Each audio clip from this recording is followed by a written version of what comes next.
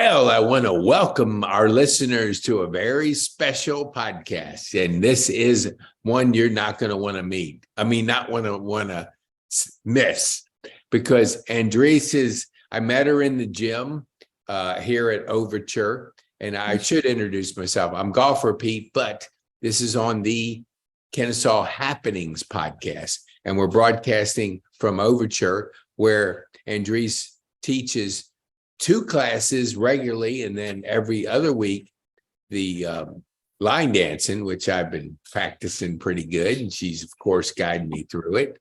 So thank you there. So before I keep rambling on, let's tell our viewers who you are, so they understand where you're coming from and just who you serve in the community. Okay, absolutely. My name is Andrice. My last name is Buettner. I am a certified personal trainer and group fitness instructor. I teach Choi martial arts, have been teaching for 16 years. I am their first in history for the headquarters, their first master female, which makes me 5th degree. I have a passion for teaching seniors, for just helping people in general. My favorite classes in Choi are the Tiny Tigers, which are 4 to 6. And then our seniors, the seniors that can come into the dojo, and we have a senior classes as well. Right. And I really like helping people. For me, that's the reason for the name of my company. I created my own company. A friend of mine said, whatever you make your company name, make it to be what you're all about. And what I'm all about, when I had to think about it for a while, it took a few months. And I thought, well, what do I really want to help people do or accomplish? And what I want them to help them accomplish is what a lot of people want, which is just to maximize their longevity. And so I said, well, let's try to find a catchy name. So I just combined the two, and I just created Maxgevity Fitness. And it simply stands for maximum longevity. So pretty simple, but took me a while to come up with it. Well, good names are hard to come up because you do have to think them through. Like, I believe in what you just said about your friend saying, giving you that advice. And, if a name can nail it, and it does. And I'll tell our viewers here, I went to one class and I could tell your passion for seniors. I could tell the way you interact with them, the way you could talk to them, and just that whole thing. I said, man, this is somebody who loves seniors, and it's evident. So thank you for that. Because you're welcome. When you're in the senior category, we like people like yourself, because not everybody loves us. Well, you know what I mean. But so here, let's get into the just talking. You mentioned a couple really key subjects that I wanted to talk to you about, and that is just share with us your philosophy on exercise. Well, so my philosophy is a lot about balance for those under the age of seniors. I know a lot of friends of mine, and I know a lot of personal trainers that they're not quite friends, but they have that really go hard or go home concept. And I wholeheartedly agree with that with athletes completely. You have to go hard if you're going to really achieve what you want to achieve. Right. But for the most of us, people in their 30s or almost 50, okay, and older, it becomes less about go hard and go home and more about, I want to maintain what I have and not lose any more. I don't want to lose myself. Right. As you age, after the age of 30, you lose anywhere from 3 to 8% of muscle every 10 years. It increases even higher at the age of 60. With that loss of muscle is also your bones become less dense. That means they become weaker. That means that that's how seniors become disabled. So I wanted to try to find a good combination to where I could teach seniors, because just because you're, in your 80s, or one of my clients, she's 95. Just because you're 95 doesn't mean you can't exercise. It just means you have to start somewhere. You have to take one step. My seniors at Overture, I'm constantly doing practical things things for falling, especially. I'm training them, and it's called muscle memory and cognitive memory. It's repetition. It's the thing that, and they're boring exercises. It's simple things like raising your hands up and just bending down, following your hands and touching the floor, and then coming back up again and keep doing that. The process of that takes you off your balance because you're following your hands. So your visual is not the same. You're not staring at one thing and just lifting. You are constantly moving, and I have them move side to side. Lateral motions are very good for seniors. It causes, it causes them to think in a different way than just forward. Forward is very easy for our brains. And with that said, the more they do that, if they're leaning, they've got to think, oh, well, I'm leaning, I might be too far forward. I got to get Pete back upright. Your body starts talking to itself. And so your brain's communicating to the muscles, and it's going, okay, we've got to engage our core, parts of our back. We have to engage, it's all about engagement of the muscles. And the more you practice it, the easier it becomes. And I've had a couple of seniors tell me that, they've almost fallen, or they even bent over, and when they touched the ground, their lower back and their core just engaged, and they just automatically sat up, and it just surprised them. It surprises them, but it doesn't surprise me because they practiced it. And if I can get people, under seniors in my gym, to start training with that mindset of preparing for a better senior life, then they won't have near the troubles that most of our seniors today do. A lot of them have been it's that old school mindset of, once you get older, you just kick back, relax, you're retired, prop your feet up, and you just watch TV all day. And when you reach senior level, that's when you need to exercise the most. That's when it matters the most to pick up a weight, to do a squat. That's something I have our seniors do all the time. Mm-hmm. And I had a senior ask me why. And I said, well, do you go to the bathroom? She's like, well, yeah, of course. I said, well, you got to get up off the toilet, and you got to sit back down on the toilet. When you go to bed, you have to get up out of bed. You have to get back down to bed. You have to engage your legs. You need good hip flexibility. You need good posterior side of your legs. And posterior is just the back side. That means like your hamstrings, the whole back part of your legs, including your booty. I always tell them, to hinge those hips back, that means you got to stick your booty out. They giggle when it gets their hips to go back, and they do proper squats. And we practice it. We use chairs for those that don't have the leg strength to do it on their own. And we just do different things to strengthen, or we'll do chair exercises, raising those legs, raising those knees, using that core. We'll hold dumbbells and we'll turn to engage our core and our lower back, get a bigger range of motion. The more range of motion you have, right, the better when you get strength without range of motion is very limited. right. I mean, you can be strong and muscly, and if you can't turn past here, if you go to fall and you need to reach something and it's here, you can't go here, and you're just going to fall and get injured. And with the aging process and the weaker bones and it's called sarcopenia, which is the loss of muscle because of age. Mm-hmm. With that combination, if you're not doing anything to combat it, then you're going to fall. You're going to break a bone. Then you become disabled, which puts you in a potential risk of senior abuse. I mean, it's a real thing. People prey on seniors. Why? Because they don't have the muscle mass they used to. They're not as strong as they don't have the reflexes. If somebody's going to reach for them, they don't have that reflex to block and to make. And I can tell you right now, if you get a senior that actually knows some self-defense and they're working on their physical fitness, someone that tries to attack them, they're gonna stay away, because they're gonna know that person, this person's confident. I want most perpetrators want somebody weak, someone easy to prey on. They don't want to take a lot of time. They want in and out. It's like a car break-in. It's a quick grab and go. And the second you start to give resistance to that, then time is being taken. Mm-hmm. And the more time that's taken, in that perpetrator's mind, he or she is like, oh, okay, too much time's being taken. This person, this isn't going to be easy. And 9 times out of 10, they're going to bail. And it could be the matter of life or death. Yes. Simply.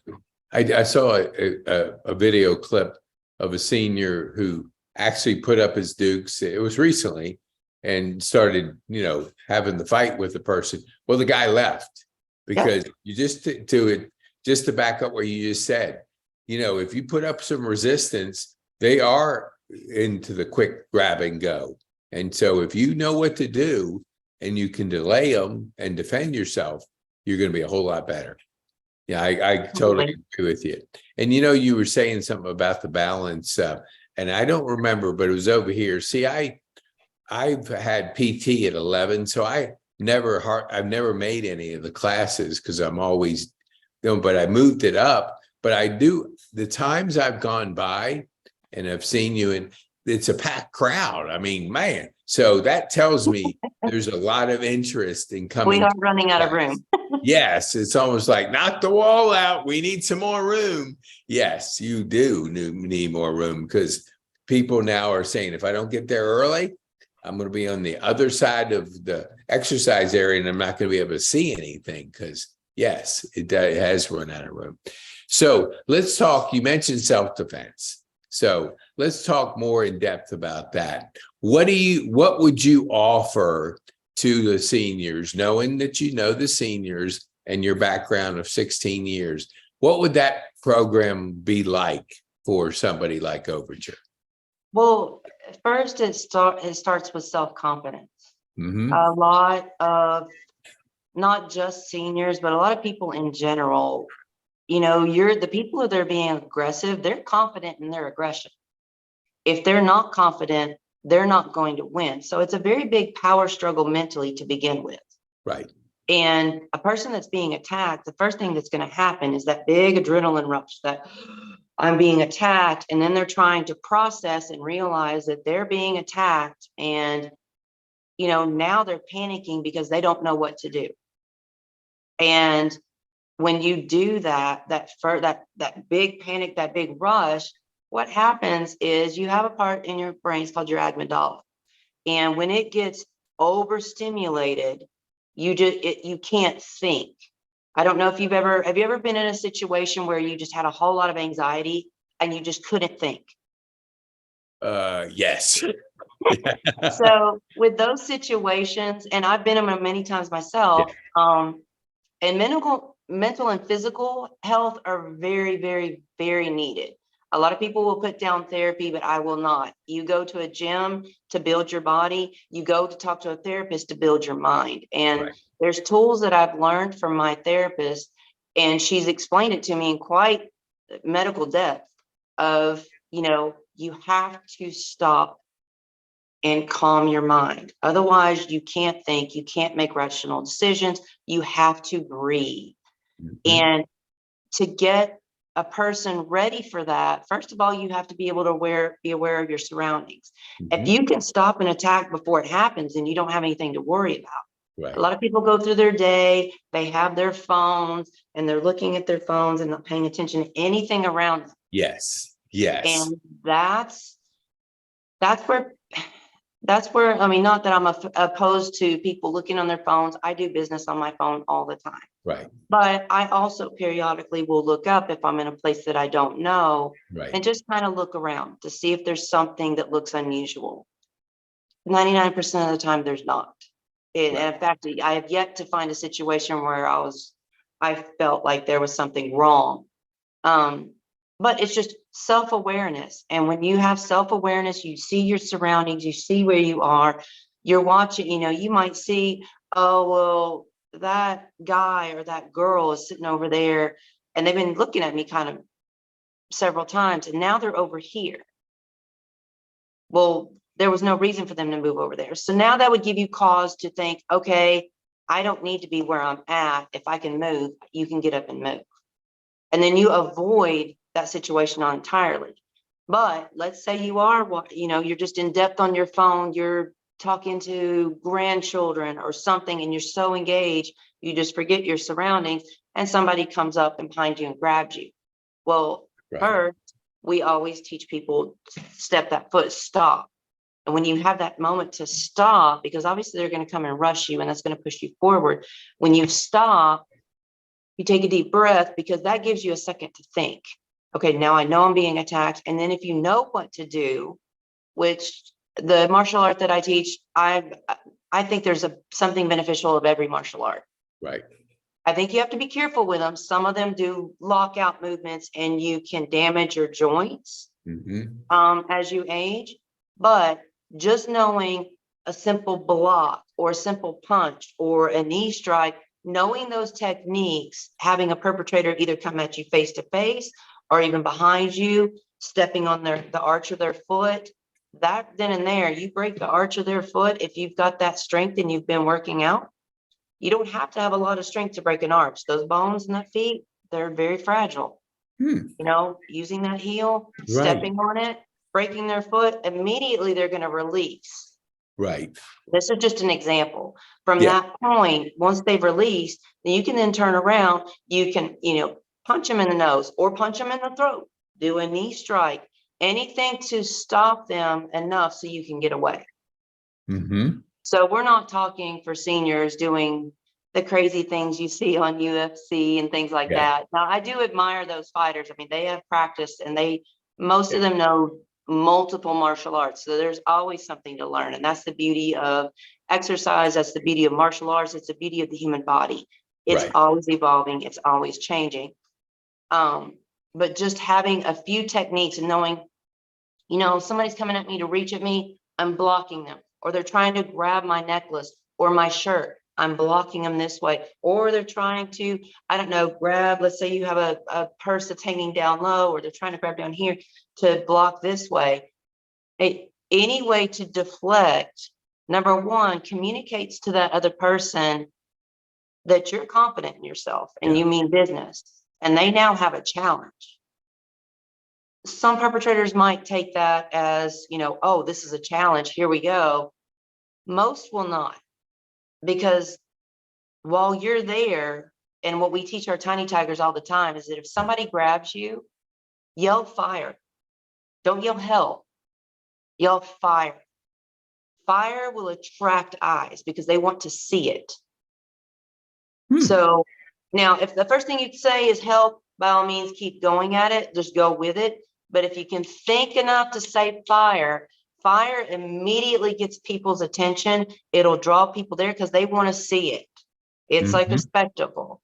So when you do something like that, it gets people's attention. And most of the time, I mean, our public, we live in the city of Atlanta. Right.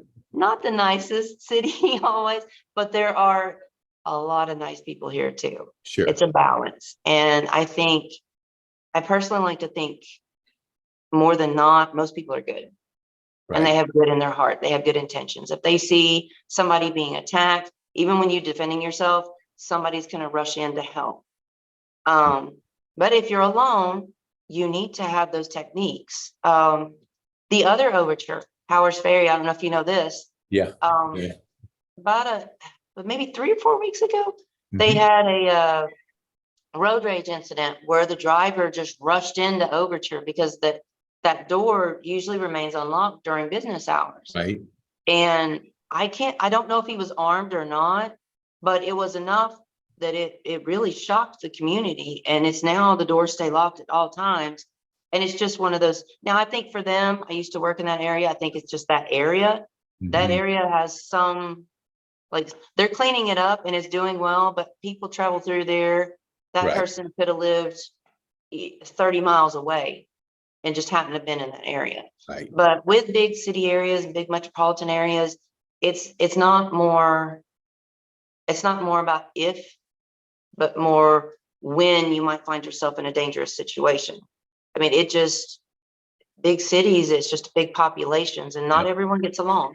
No, that's and you said, because I do a golf podcast, and one of our techniques on putting is breathing, because it calms the body down. And so a lot of people get that anxiety when they have a tough putt, and their breathing gets affected, which of course throws the whole body off. and naturally they're going to not perform like they could if they Right. do have to breathe. I've never heard it like that. You know, when you think of it, the anxiety that comes from something sudden will disrupt your breathing unless you're conscious about making sure you calm down by breathing properly. Then that gives you the ability to think properly. So that's great, Andrice, that you can share that. Can we, I know I had one other thing. I don't know who was saying over here, but they were out walking and they hit the median strip, you know, when the walk didn't see it. And Yep. they said it was like out of a movie, you know, how you're flying forward and it's like, you know, about the face plan. But that, I don't know, I'm pretty sure we were talking about you. I can't be for sure. But they got their core, they got balance, and they didn't face plant, which, you know, to your testimony, if you don't have that ability, man, falling on concretes, there's nothing fun about that. It's And not as we forgiving. get, I mean, our bones get a little fragile. I've heard so much about keeping, you know, exercising strength and doing the things that keep our frame strong, because our bones, I never knew that they atrophy that like that, but that makes sense. So for the self-defense class, which really has interested me, how long would a resident commit to? So what would you need time to teach them, and how often for them to feel generally confident enough to be able to get the skills to to defend themselves?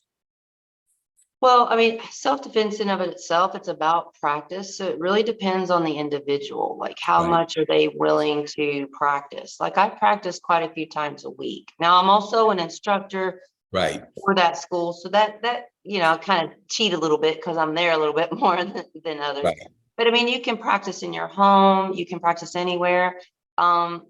At a minimum, I know the school I teach at, which is Grandmaster Choi's headquarters school, Choi Kwang. Okay. We require 2 times a week Okay. so that it brings that memory. The more Right. you do it, the more muscle memory and cognitive memory you develop, and things become natural.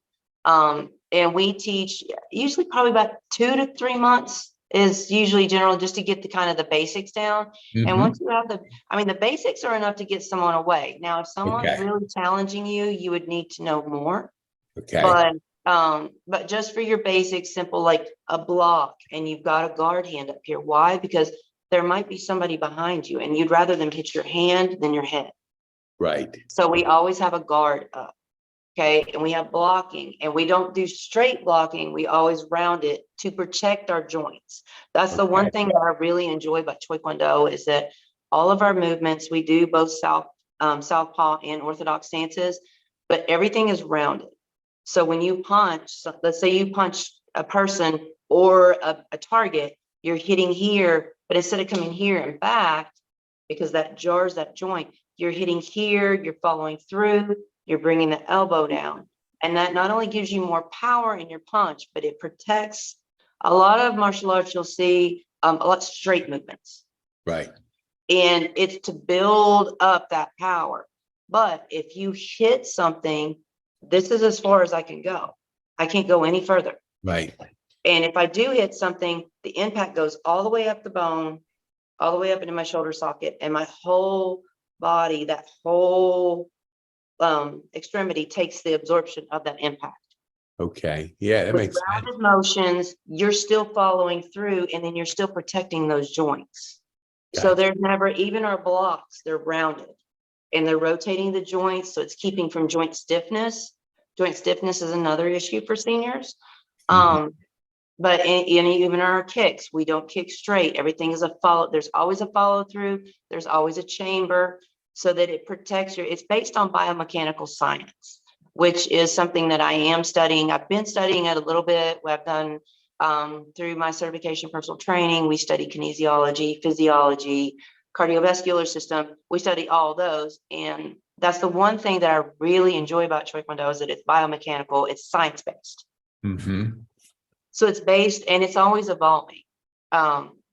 movements that I'll see, and I've trained at other facilities of other friends of mine that do other martial arts, so that because I want to learn about other martial arts as well. There's always something that you can learn. Right. But the ability to just be able to stand there, and if somebody's trying to attack you, to be able to just block something, let's say a punch, coming Right. at you, to block it, and then to punch or to do a knee strike, and that's enough to deter the attacker so that you can get away. That's life or death right there. Mhm. It's the same way as with exercise. You're losing muscle and the bones become less dense and your joints stiffen up. If you're not training, then you don't have the strength to do that. And that's another reason why I enjoy Choi, is because they use like plyometric motions. Like, Mhm. most seniors, they don't. When I do my class and I'm like, okay, guys, we're gonna run, they just look at me and they look at me. They're like, no, we don't want to run. Right. But the running creates that plyometric motion, even small.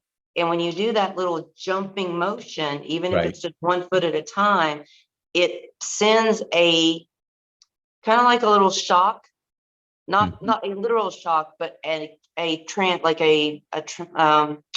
what's the word I'm looking for? Like a communication type shock to the Right. system, which tells your bones to start hardening.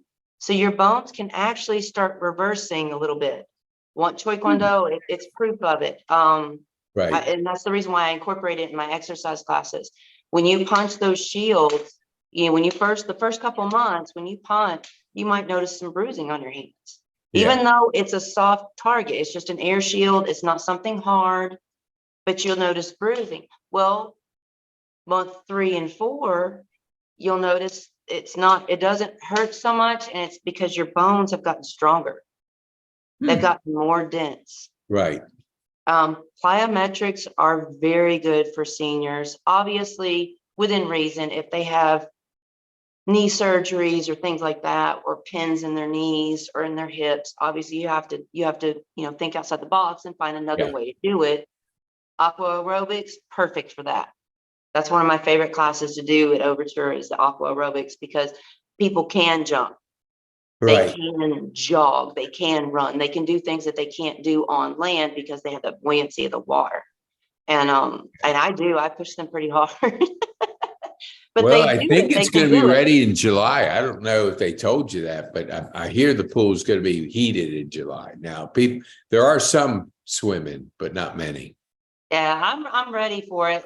Yeah. Last year was when I first started teaching. I've been teaching at Overture for a year now. Right. And when I first started, they wanted aqua aerobics. And I've had aqua aerobics classes, but I'd never taught one. I was like, oh gosh, how do I do that? So I literally just spent the whole week just researching on what I could do, what's beneficial Right. for seniors, what motions is more beneficial for that age group versus just a Yeah. normal age group. Right. And I mean, before I knew it, I had like 22 people in the pool, and Wow. running around the pool. But it was fun though. Yeah. I am, I'm kind of old school at heart. I mean, growing up, I listened to oldies. Like, I wasn't your typical kid.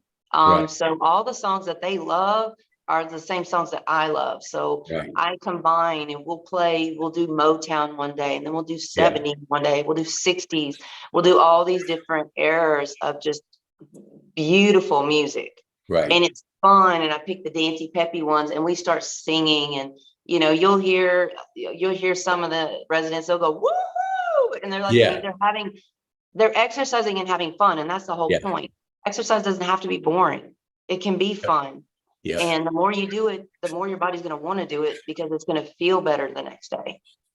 Well, I can say I have fun in line dancing, and You yeah, did. yeah. I mean, I was talking to Betty today. I said, "Hey, line dancing this Sunday. We can't miss 2 in a row, or we're going to get kicked out." So, yeah, that it is a lot of fun. You do make it humorous and fun, so that makes a difference, because it is. It's people like to be around people that make it fun. So I have to ask you this, because Okay. I'm curious. You said you started this business. Mhm. was that a career change, or what kind of background do you have before you started being in the exercise and the I get them all mixed up, the different karates. I That's say okay. Choi Kwang it's fine. Martial arts. yeah. I Martial think arts. Karate Kid. I was actually at Cobra Kai, the house that they filmed it 2 weeks ago. Oh, My wow. my house cleaner, Happy Faces, was doing some testimony. He does the Airbnb. They rent it Yeah. out. Oh my gosh, that house is amazing. But Oh, I that's where bet. they filmed it. So, but anyway, let's get back to you.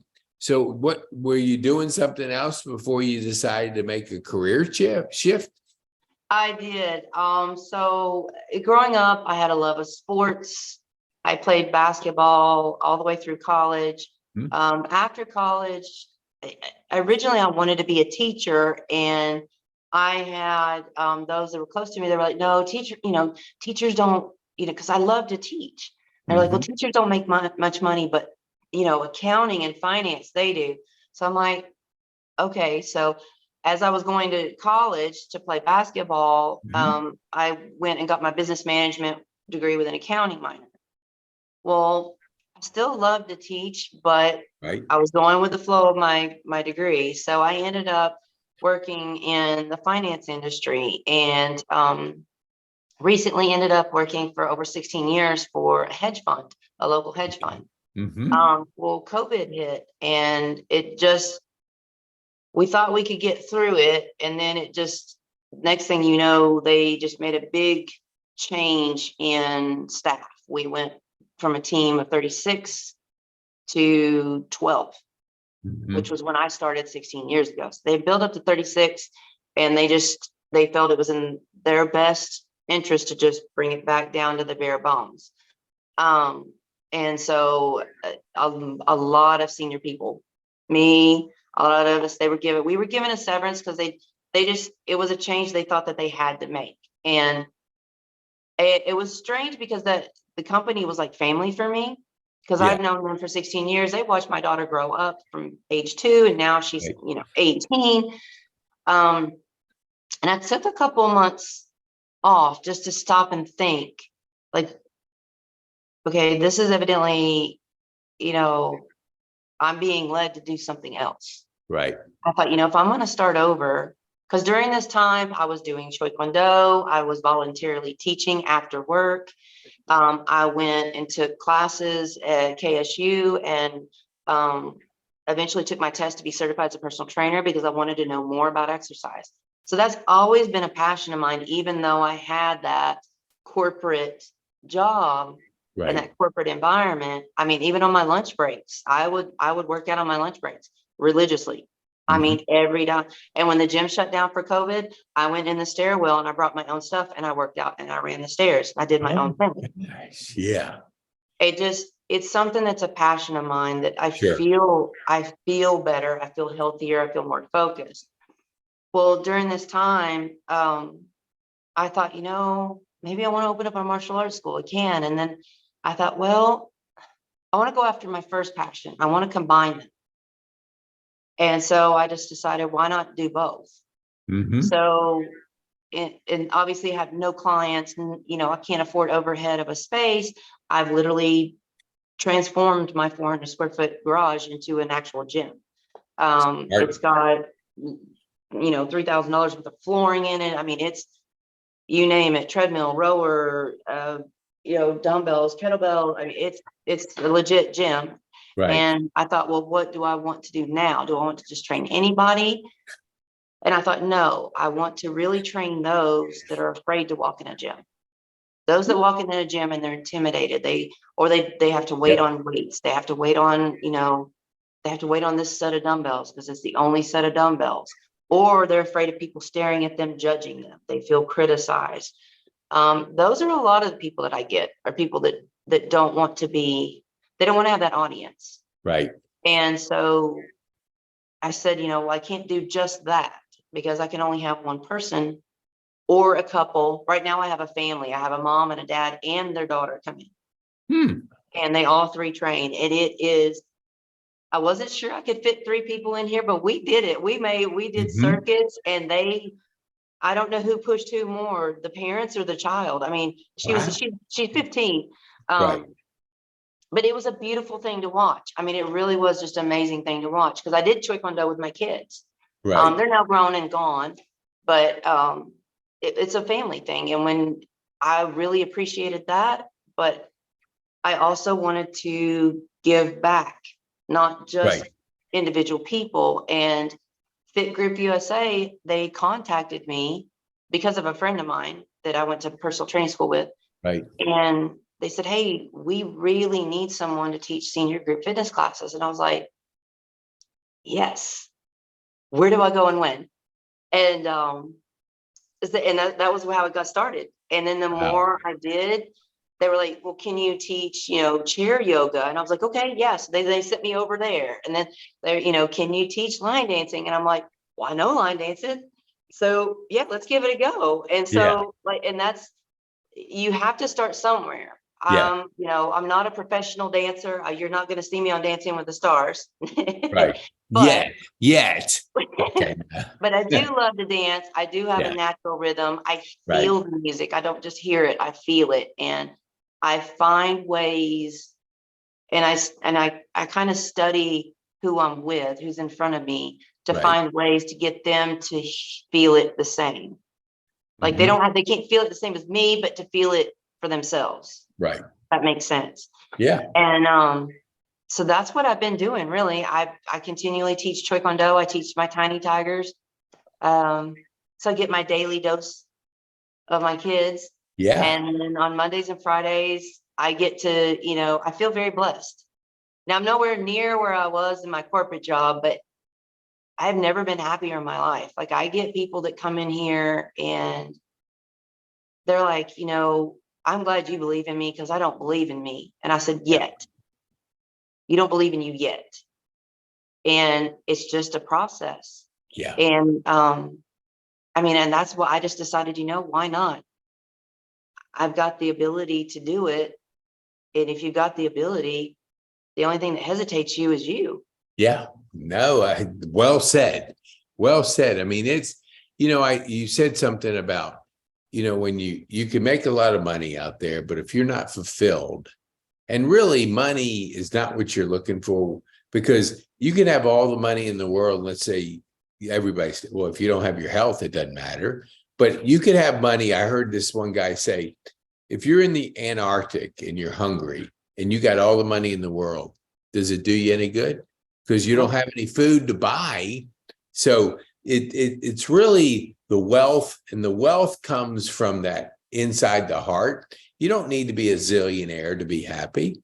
You're fulfilled, I'm guessing, because you pour into the senior market, you pour into your clients, you're genuine with how you do it. And that kind of comes right back to fill that heart up. And I'm sure that that's what really kind of comes through when somebody's looking on the outside. They see the kind of happiness that you have and the passion you have for what you're doing. So I commend yourself, because it only took one session to me to go, wow, that's somebody that is enjoying what she's doing and really pouring into the seniors. So we thank you at Overture, that's for sure, because we want, I don't know, can you clone yourself? Is that a process that can happen? Well, my best friend Guy is probably about the closest thing to a clone. Okay. All He right. and Well, I run hey, off the same yeah, energy. anything's possible. So yeah, that's good. Well, I want to be respectful of your time and our listeners' time. And I want to thank you so much for really spending time educating us on that, on just how it's so important. I wrote down, I usually don't write much notes because I can't do 2 things at one time, but I did. And I know our viewers will enjoy the same thing. So how do people get a hold of you? And we'll put some things in the show notes, but just share with our listeners a way to get a hold of you. Well, obviously, I have my website, which I think you have my card and Yeah. my email address. Yeah. It's very simple. It's info@maxjevityfitness.com. Okay. Nothing complicated. Yeah, or my unless you're phone number. dyslexic and misspell the word, and I did, and I misspell every word, so it has nothing to do with your word. Yeah, go ahead. Okay. Other than that, I mean, you're more than welcome to call. I Yeah, mean, my phone number, and then, I mean, of course, I'm at Choi at least 2 days a week, so. good. And where is that located, Andrice? I'm in Ackworth. I'm in Ackworth, my Yeah. home is, Okay. and my gym. And Yeah. then Taekwondo is literally just 2 miles down the street on Wade Green Road. It's right there beside the Arby's. Okay. Yeah, that's right. I remember you saying it was in there, and now I say Arby's, and I can picture exactly where it is. So we always ask one thing, and I'm going to let you go. Okay. Do you have anybody in mind that you know that would be a good guest serving the senior community? Anybody off the top of your head?